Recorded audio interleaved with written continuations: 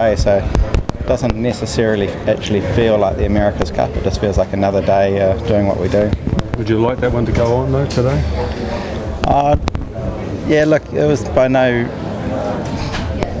not going to be over until the very end of that last race, and there's no problem for us to regroup and then go out there tomorrow with a clean slate, a little bit less breeze. I think our boat goes well and a little bit less breeze, and I think we're tacking better than the other guys, so I think that all plays into our hand. Going up that beat, you were extending, and then all of a sudden they straight lined because you had sucked them into your game, and then they straight lined and they really closed in on you. Talk about that for a start, and then the fact that you took the right mark at the top and you extended again. First, you're not going to play their game, are you? No, we go well in the attacking situations and keeping the pressure on them. This has happened a couple of times to us where they've got to stretch their legs outside us on port tack in the same part of the bay, and they've done really well. They've made really nice gains out there. How do you stop playing that game though? We could have taken that lane off them and sent them inshore one more time. We've talked about that. We didn't give them as much leverage this time as what had happened in the past. We knew we were going to be going into left-hand shift, so thinking the inside would have been nice, but they're getting that left hand outside us first. And then the top of the course, we knew there was more left hand on the shore, and we're pretty confident that last exchange was going to go our way with better current, and then that right hand mark, that was just a consequence. Why did you choose that?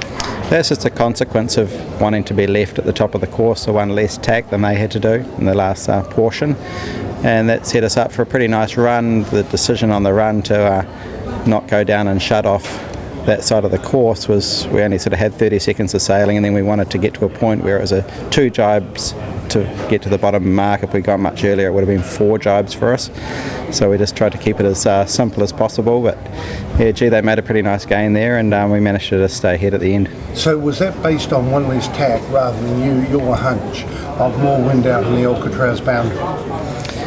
Yeah, the top of the course, one less tack was obviously there's a big tack loss on these boats, and the left side being strong at the top of the course. So that last decision was pretty straightforward. Down the run to the finish, this has been a trap that you get sucked into when you are inshore. You get sort of lured up into Fort Mason area, and we're very aware that that boat gets lifted into there, and being aware that you need to stay offshore, but we just didn't want to do the extra 2 jibes, so we just hung on until we could finish that run with only 2 more jibes. Was the damage that you were trying to repair, was that significant to us sort of lay people? No, it wasn't really. It's a little bit of plastic peeling off underneath the fairing. That could have blown out and become a bigger deal, but it would do just a big bit of sticky back, sort of tidy that up. It would have been fine to have raced with it with the repair, and even without that bit of close tail, we wouldn't have been able to measure the difference.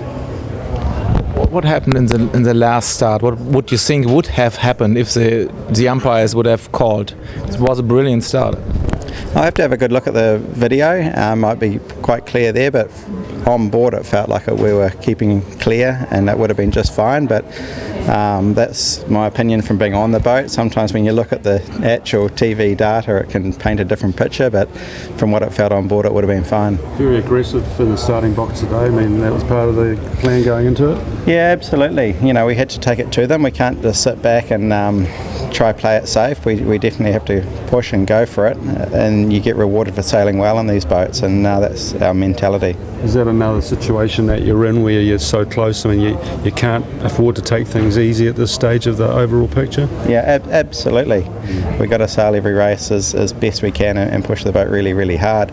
You'd really notice it as soon as you sort of back off a little bit on these boats and you try to go a bit conservative. Your leads can get chopped down really quick, and even just the guys sailing on board aren't as intense. So you really got to set that tone right from the beginning, and that's been a philosophy right through. Ray, it's 8-1 to the average person watching around the world. They say it's just a matter of time. How do you avoid that getting into your thinking?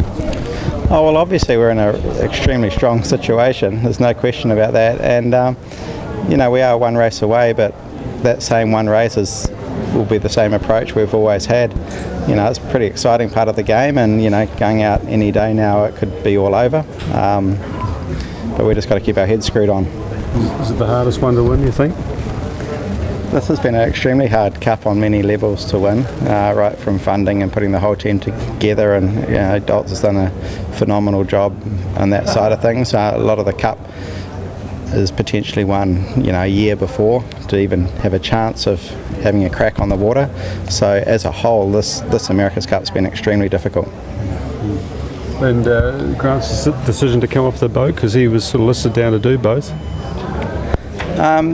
I think it's just how Daltz is really feeling. It was a very tough physical race, that one, and it makes sense, if you've had a tough physical race to bring on some fresh guns. It's not a big deal for us, to be honest, either way. Both Daltz and Winnie have studied their role really well, and they're putting in. Is it also He got off to sign the Challenger of Record. No, I think that's a bit unlikely, Pete. Ray, setting, Okay, so I've got to swap, yeah. setting aside the